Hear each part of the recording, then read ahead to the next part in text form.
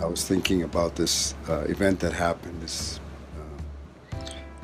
exchange that happened in Geneva in 1977. Geneva in '77 was the opening, the first opening for Native people of the Western Hemisphere at that time. Later on, it went to a global indigenous concept, but at that moment, it was the indigenous peoples of the Western Hemisphere as traditional people, as representatives of their own communities. The first time that a world body such as the United Nations invited representation from these voices.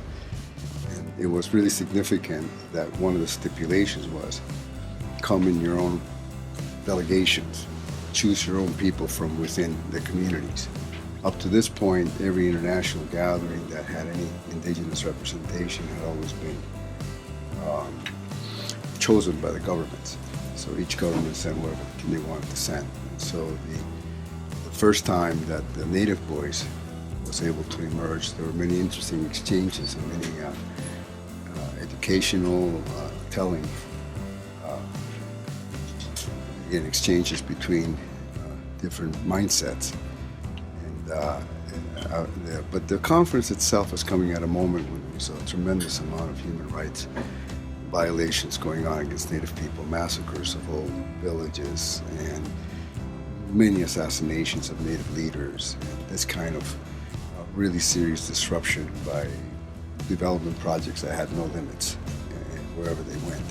Could leave a big hole in the ground, and it could leave it, the local people would stay where they are. So these issues were coming to the forefront across the Americas. So it was very much the instigation was a human rights issue that went to Geneva for Native people to be able to, and in fact the conference was about human rights. It was a conference on international human rights.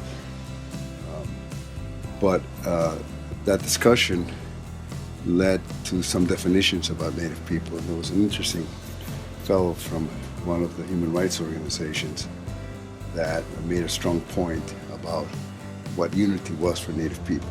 He stepped out to define for himself what he was seeing, and he said, well, what I'm seeing is that there's a history of oppression. And I would say that the history of oppression that you have in common is what defines your unity.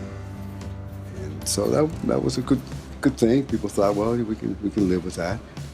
And then this elder stood up and said, no.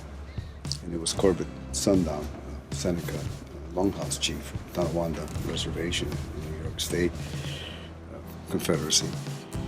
He said, no. He said, that's what happened to us. It's true what you're saying. It's what happened to us. But that's not who we are. That was electrifying. That's not who we are. He said, come to tobacco burning tomorrow morning. I'm going to do the Thanksgiving address for you, and you'll get a better idea of who we are.